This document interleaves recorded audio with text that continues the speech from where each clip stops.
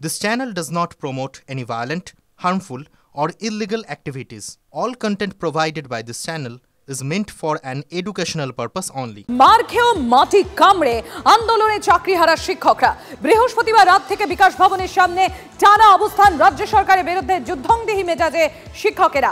চাকরি ফেরত দিতেই হবে, না হলে রাস্তা ছাড়বেন না দাবি আন্দোলনকারীদের। পরীক্ষা দেবেন না সাফ জানাচ্ছেন চাকরিহারারা। সুশোভন রয়েছেন আমাদের সঙ্গে, সরাসরি চলে যাব সুশোভনের কাছে। সুশোভন, এখনো পর্যন্ত মার খাওয়ার পরেও মাটি কামড়ে আন্দোলনে রয়েছেন চাকরিহারা শিক্ষকরা। তারা নিজেদের অবস্থান থেকে সরতে নারাজ। পরীক্ষা তারা দেবেন না, পরীক্ষায় তারা বসবেন না, তাহলে এবার সমাধানের পথ বেরোবে কি করে? তারা বলছেন যে সমাধানের পথ বার করতেই হবে, আর তাদের আন্দোলনও একইভাবে চলবে। আর সেই আন্দোলনের একেবারে যাতে চলে তার জন্য দেখা যাচ্ছে যে বিকাশ ভবনের সামনে প্রচুর একেবারে কচি কাঁচা তাদের সামনে রেখে তাদের কিন্তু পড়ানো হচ্ছে, এবং কখনো তাদের বিভিন্ন গল্প বলা হচ্ছে। সেই গল্পের মাধ্যমে তারা বোঝানোর চেষ্টা করছে যে বর্তমান পরিস্থিতি বা বর্তমান ব্যবস্থা, সেই বিষয়টাই কিন্তু এখানে এখানে যারা রয়েছেন তাদের একটু জিজ্ঞাসা করব যে দেখো কিভাবে পড়াচ্ছে সেটা মূলত একবার শোনানো তোমায় তাহলে চেষ্টা করি। আজকে দ্বিতীয় যে পাঠটা হলো সেখান থেকে যে বিষয়টা আমরা শিখলাম এবং কেন আজকে আমরা আন্দোলনে আছি তার সঙ্গে একটা সামঞ্জস্য আছে। আমরা এ রাজ্যের নাগরিক, আমাদের প্রধান অভিভাবক হচ্ছেন মাননীয় মুখ্যমন্ত্রী। আমরা যেমন আমাদের অভিভাবকদের অর্থাৎ মা বাবাদের বিশ্বাস করি, একই রকমভাবে প্রশাসনিক অভিভাবক মাননীয় মুখ্যমন্ত্রীকেও আমরা বারবার বিশ্বাস করেছিলাম। আমাদের প্যানেলটা যখন হাইকোর্টে ছিল, হাইকোর্টে আমাদের বারবার প্রতিশ্রুতি দেওয়া হয়েছিল যে এই প্যানেল থেকে যোগ্য অযোগ্যের তালিকা বিভাজন করে যোগ্যদের বাঁচানো হবে। আমরা এই প্রতিশ্রুতিতে থেমেছিলাম। আমরা ভেবেছিলাম আমাদের অভিভাবক আমাদের প্রতিশ্রুতি দিচ্ছেন, রাখবে। কি দেখলাম আমরা? সেই প্রতিশ্রুতি রাখা হলো না, মানে বাঘ রাখালের গল্প। তারপরেও যখন সুপ্রিম কোর্টে গেল, আমরা সুপ্রিম কোর্টেও আমাদের প্রতিশ্রুতিবদ্ধ করা হলো যে এবার তোমাদের যোগ্য অযোগ্যের তালিকা ভাগ করে তোমাদের বাঁচানো হবে। কে আমাদের প্রতিশ্রুতি দিলেন? রাজ্য সরকার দিলেন। আমরা ওই প্রতিশ্রুতিতে আবার বিশ্বাস করলাম, আবার এগিয়ে গেলাম, আবার আমাদের প্রতিশ্রুতি ভাঙা হলো। সুশোভন, আমরা যেটা শুনতে পেলাম যে সেখানে তারা এই যে চাকরিহারা শিক্ষকরা তারা নিজেদের আন্দোলনের কথা, তার কারণ, কেন তারা নিজেদের দাবিতে অনড়, সেই বিষয়টিই তারা তুলে ধরছেন। এবং তার পাশাপাশি আরও একটা বিষয় আমরা দেখছি, এই আন্দোলনে রবীন্দ্রনাথ ঠাকুর সেজেও সেখানে এসেছেন, সেই ছবিও একই সঙ্গে ধরা পড়ছে। কি চলছে ওখানে, সব মিলিয়ে কি হলো, আর যদি একটু ডিটেলসে তুলে ধরো। আমাদের লাস্ট প্রতিশ্রুতিও মানা হয়নি, তাই এই যে বারবার দেখো একেবারে এই ছবি অর্থাৎ বিভিন্ন ছবি বিভিন্ন সময় ধরা পড়ছে। বর্তমানে যে ছবি ধরা পড়ছে সেটা তুমি নিশ্চিতভাবে দেখলে, এবং তারা বলছেন তাদের যে আন্দোলন সেই আন্দোলন চলবে এবং কোনোভাবেই সেই আন্দোলন থেকে তারা সরবেন না। আচ্ছা, আপনাকে জিজ্ঞাসা করবো যে যেভাবে এই যে কর্মসূচি নিয়েছেন, এই কর্মসূচির মাধ্যমে বার্তা কি সংক্ষিপ্ত? কর্মসূচি একটা আমাদের বাচ্চারা আজকে আমাদের কাছে এসেছে, আমরা কখনো এটা চাইনি। কারণ আমাদেরকে অনেকে বলেছে তোমাদের স্কুলের বাচ্চারা কেন আসছে, আমরা বলেছি আমরা হচ্ছে পিতা। পিতারা কখনো তার নিজের স্বার্থে সন্তানকে কাজে লাগে, বরং নিজের তীর খেয়ে নিজের ঢালের ভূমিকা পালন করে সন্তানদের রক্ষা করে, সন্তানদের রক্ষা করে। কিন্তু আজকে তারা নৃশংস পুলিশি অত্যাচারের পরে যে রক্তাক্ত পা গুলো দেখেছে, সেগুলো দেখে তারা থাকতে পারেনি, তারা এখানে চলে এসেছে। যে তাদের যে কর্মসূচি এবং কর্মসূচির মাধ্যমে তাদের যে আন্দোলন এবং প্রতিবাদ, সেই প্রতিবাদ চলছে। এবং একের পর এক যে সমস্ত এখানে শিক্ষকরা রয়েছেন তারা মূলত যে পাঠ তারা স্কুলে নিতেন, তারা সেই বিষয়টাই তারা এখানে কিন্তু এই কোচি যারা একেবারে বয়সে ছোট তাদের বোঝানোর চেষ্টা করছে। এবং একেবারে তোমাকে আর একটা জিনিস দেখানোর চেষ্টা করবো, যেখানে তারা পড়াচ্ছে, আমরা যেমন ক্লাসরুমে দেখি যে একেবারে যে বোর্ড, সেই বোর্ডে কিন্তু যে বিষয়ে পড়াচ্ছে সেটা লেখা থাকে, এখানে কিন্তু সেটাও লেখা রয়েছে। তুমি দেখতে পাচ্ছ চিত্র সাংবাদিক মাখন পাত্র তুলে ধরছেন যে গল্প দাদুর আসর, মিথ্যেবাদী রাখাল ও বাঘের গল্প, 10-এর লাঠি 1-এর বোঝা, অর্থাৎ এই বিষয়গুলি কিন্তু এখানে বোঝানোর চেষ্টা করছে এবং তার সঙ্গে অবশ্যই তাদের প্রতিবাদ স্বরূপ বোঝানোর চেষ্টা করছেন যে বর্তমান কি পরিস্থিতি এবং কোন পরিস্থিতিতে যাদের একেবারে ক্লাসরুমের মধ্যে থাকা উচিত সেই ক্লাসরুম থেকে তারা কেন রাস্তায় বসে আছেন, এটাই কিন্তু যে সমস্ত পড়ুয়া যারা এসছেন তাদের বোঝানোর চেষ্টা করছেন এবং অবশ্যই আন্দোলন স্বরূপ তারা কিন্তু একেবারেই সুশোভন, আমাদেরও নজর থাকবে। আপাতত তোমাকে ধন্যবাদ, সুশোভন ছিলেন আমাদের সঙ্গে। এবং যেরকম আপনাদের সামনে আমরা তুলে ধরছিলাম যে এই আন্দোলনে আজকে দেখুন সেই ছবিও দেখাচ্ছি, রবীন্দ্রনাথ ঠাকুরের বেশেও আন্দোলনকারীদের দেখা গিয়েছে, সেই ছবি তুলে ধরছি আপনাদের সামনে।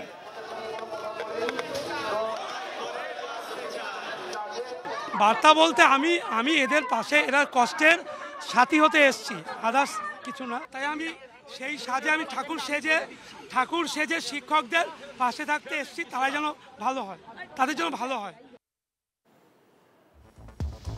আর এই চাকরিহারাদের আন্দোলনকে নাটক বলেন ফেরহাদ হাকিম। বিকাশ ভবনে আন্দোলন করলে সুপ্রিম কোর্টের রায় বদলাবে না, এটা নাটক হচ্ছে। প্ররোচনায় পা দিয়ে নাটক করছে আন্দোলনকারীদের কটাক্ষ পুরমন্ত্রী ফেরহাদ হাকিম। বিকাশ ভবনে গিয়ে আন্দোলন করে সেটা বদলানো যায় না। Verdict of supreme court can be change only in supreme court. সুতরাং এটা তো নাটক হচ্ছে। আমরা সহানুভূতির সাথে দেখছি, যারা অনিশ্চয়তার মধ্যে গেছে নিশ্চিতভাবে তাদের পাশে আছে, কিন্তু যারা এদের সেটা করেছে, প্ররোচিত করেছে, তাদের এতে আবার পা দিয়ে তারা নাটক করছে, এটা উচিত নয়। ওখানকার সাধারণ মানুষ, তাদের অ্যাম্বুলেন্স যাবে না, পাড়ার মানুষের অ্যাম্বুলেন্স যাবে না, পাড়ার মানুষ অফিসে যেতে পারবে না। শুনলেন পুরমন্ত্রী ফেরহাদ হাকিমের মন্তব্য। আর তারপর যারা এই আন্দোলনকারী চাকরিহারা তারা কি বলছেন শুনুন। আমরা তো যোগ্য হয়ে পথে আছি, আর যিনি বলছেন তিনিও তো সরকারের একটি পদাধিকারী। তো সরকারের কিছু নেতামন্ত্রীদের দুর্নীতির জন্যই আমরা এখানে আছি, তিনিও সেটা ভালো করেই জানেন। তো তিনি নিশ্চয়ই চাইবেন যে যোগ্য যারা তাদের চাকরিটা ফিরে যাক, আর তিনিও নিশ্চয়ই উদ্যোগী হবেন যে কি করে এই চাকরিটা আমরা ফিরে পাই। তার জন্য আমাদের পাশে এসে তিনিও আমাদের সাথেই দাবিটা তুলুন যে যোগ্য অযোগ্য সার্টিফাইড লিস্ট হোক, লোয়েমারগুলো প্রকাশ পাক এবং তার সরকার যে পদক্ষেপগুলো নেওয়া উচিত সেগুলো যেন নেয়। এদিকে সমালোচনার মুখে সাফাইও দিয়েছেন পুরমন্ত্রী ফেরহাদ হাকিম, শুনুন কি বলছেন। ওদের কাজ যা কিছু বলার বলুক, ওরা ওদের কথায় কি আসা যায়, কি বলছে বলতে দিন না। তাদের উচিত হলো এখন স্কুলে ফেরত গিয়ে তাদের নিজেরা শিক্ষক, সেই শিক্ষককে নিজেদের বই। আর এই নিয়ে ইতিমধ্যেই রাজনৈতিক মহল তপ্ত হয়ে উঠেছে। সুকান্ত মজুমদার বিজেপির তরফ থেকে কি বলা হচ্ছে, সিপিএম এর তরফ থেকে বা বামেদের তরফ থেকে বা কি বলা হচ্ছে, বিকাশ রঞ্জন ভট্টাচার্য তার প্রতিক্রিয়া মন্তব্য তুলে ধরবো আপনাদের সামনে। এই যে নাটক শব্দ, নাটকটা কেন বলছেন বলুন তো? এরা জীবনে পরীক্ষা দিয়ে কোনো চাকরি পেতে হয়নি তো। যদি পরীক্ষা দিয়ে এসএসসির মতো চাকরিটা পেতেন এবং তারপর যদি চাকরিটা চলে যেত, তাও অন্যের ভুলে, নিজের ভুলে নয়, অন্যের ভুলে যদি চলে যেত, তাহলে অবশ্যই এটাকে আপনার নাটক মনে হতো না। এখন নাটক মনে হচ্ছে সেই জন্য। আর উনি বলছেন যে সুপ্রিম কোর্টের order cannot be change in the front of Bikash Bhaban, supreme কোর্টের আদেশ সুপ্রিম কোর্টে চেঞ্জ হয়। তাহলে আমার প্রশ্ন, মমতা বন্দ্যোপাধ্যায় নেতাজি ইন্ডোর স্টেডিয়ামে এত শিক্ষকদেরকে ডেকে নিয়ে গিয়ে যেটা করেছিলেন, ওটা কি নাটক না ড্রামা না যাত্রা? কোনটা যাত্রাবেলা, কোনটা করেছিলেন?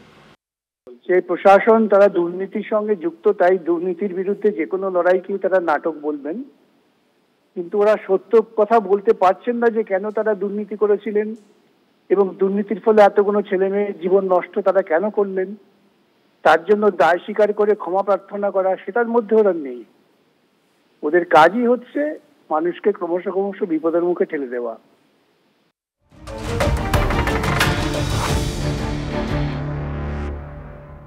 চাকরিহারা শিক্ষকদের আন্দোলনকে নাটক বলে একদিকে যখন কটাক্ষ করছেন পুরমন্ত্রী ফেরহাদ হাকিম, আর এদিকে ফেরহাদ হাকিমের মন্তব্য নিয়ে বিতর্কের ঝড় উঠলেও পাশে দাঁড়িয়েছেন কুণাল ঘোষ। অপ্রিয় হলেও সত্যি কথাই বলেছেন ফেরহাদ হাকিম। রাজ্য সরকার চাকরিহারাদের সঙ্গে সহানুভূতিশীল, কিন্তু শুধুমাত্র অশান্তি করতে যদি রাজনৈতিক মঞ্চ তৈরি করতে চায়, তাহলে তো ফেরহাদ হাকিম যা বলেছেন সেটাই ঠিক। এমনই মন্তব্য তৃণমূলের রাজ্য সাধারণ সম্পাদক কুণাল ঘোষের। ফেরহাদ হাকিম আমাদের সিনিয়র নেতা অপ্রিয় সত্য কথা বলেছেন। তার কারণ লড়াইটা সুপ্রিম কোর্টে, লড়ছে রাজ্য সরকার। মমতা বন্দ্যোপাধ্যায় সুপ্রিম কোর্টের রায় চাকরিহারাদের পাশে দাঁড়িয়ে রিলিফ স্টেপস ঘোষণা করেছেন এবং স্থায়ী সমস্যার সমাধানের জন্য সুপ্রিম কোর্টে যাচ্ছেন। সেখানে যদি মাঝখানে শুধুমাত্র অশান্তি তৈরি করার জন্য রাজনৈতিক মঞ্চ হিসেবে জায়গাটাকে ব্যবহার করা হয়, তাহলে তো ফিরহাদ হাকিম যা বলেছেন সেটাই দাঁড়ায়।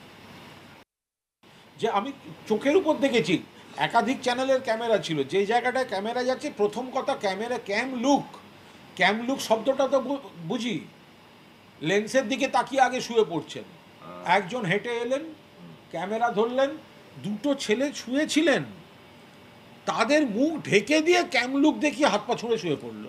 কি করে হবে? একজন হাত পা ছুঁড়ে শুতে গিয়ে আরও দুজনের ছবি তোলা ডিস্টার্ব করছেন। ছবি তুললে সবাইকে সুষ্ঠুভাবে ছবি তুলতে দিন, ছবি তুললেও নিজেদের মধ্যে ধাক্কাধাক্কি করছে। আমরা কাউকে অসম্মান করছি না, কিন্তু এগুলো করে মূল জায়গাটা থেকে সরে যাচ্ছে। শিক্ষায় দুর্নীতি নিয়ে আবারও সরব তৃণমূল ত্যাগী প্রাক্তন সাংসদ জহর সরকার। শিক্ষায় মাত্রা ছাড়া দুর্নীতি 50 বছরে কখনো এত ব্যাপক দুর্নীতি দেখিনি। এত বছরেও কেন কোনো সমাধান বের করা গেল না? সরব তৃণমূল ত্যাগী প্রাক্তন সাংসদ জহর সরকার। একটা তো সলিউশন আনতে হবে। এই যে 26,000 শিক্ষক নিয়ে এত বছর ধরে এই পরীক্ষাটা হয়েছিল 2016-তে বোধহয়, আজকে প্রায় 10 বছর হতে চললো। এই 10 বছরের মধ্যে কোনো সলিউশন আনা গেল না। এই নীতিটি দেখো, আমি তো বিকাশ ভবনে সচিব হিসেবে কাজ করেছি, এরকম টাইপের কথাবার্তা আমরা কোনোদিন শুনিনি। এই স্কেলে দুর্নীতি, লাল টাকার পাহাড় আমরা কোনোদিন দেখিনি। হ্যাঁ, আমার মাত্রা ছাড়িয়ে গেছে, এটি আমি বারবার বলছি। মাত্রা ছাড়িয়ে গেছে বলে আমি 50 বছর আগে চাকরিতে ঢুকেছি, তার মানে বলা যায় 50 বছর পাবলিক লাইফে আছি। আমি 50 বছরে এরকম দেখিনি, অবস্থা দেখিনি। বিকাশ ভবনে শিক্ষকদের উপর পুলিশি জুলুম, হাইকোর্টে বিজেপি শতপ্রণোদিত পদক্ষেপ করুক কলকাতা হাইকোর্ট। প্রধান বিচারপতিকে চিঠি বিজেপি সাংসদ জ্যোতির্ময় সিং মাহাতো। তার 30 জনের বেশি শিক্ষক গুরুতর জখম, চিঠিতে লিখেছেন সাংসদ জ্যোতির্ময় সিং মাহাতো।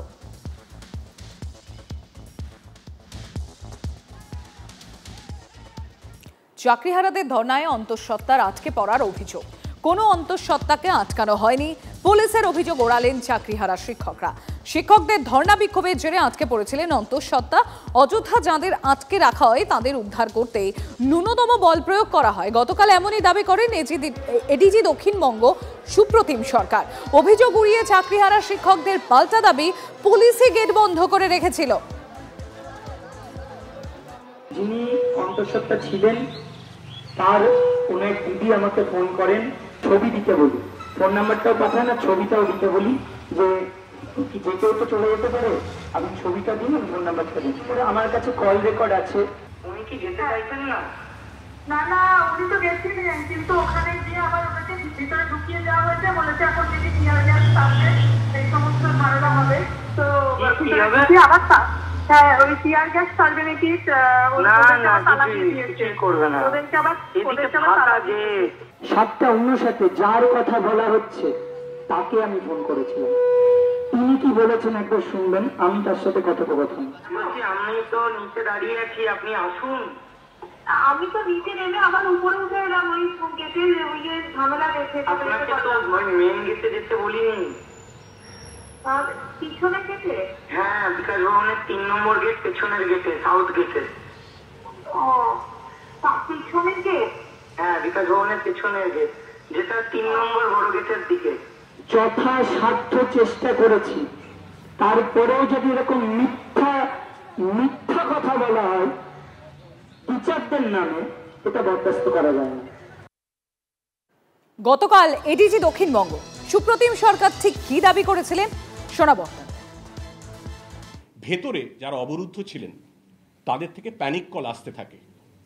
অনেকে অসুস্থ ছিলেন, বয়স্ক মানুষ ছিলেন, মহিলা ছিলেন, তারা বলতে থাকেন যে আমাদের বেরোতে দিন। একজন সন্তান সম্ভব বা মহিলা ছিলেন, অসুস্থ বোধ করছিলেন, তিনি বাড়ি যেতে চাইছিলেন।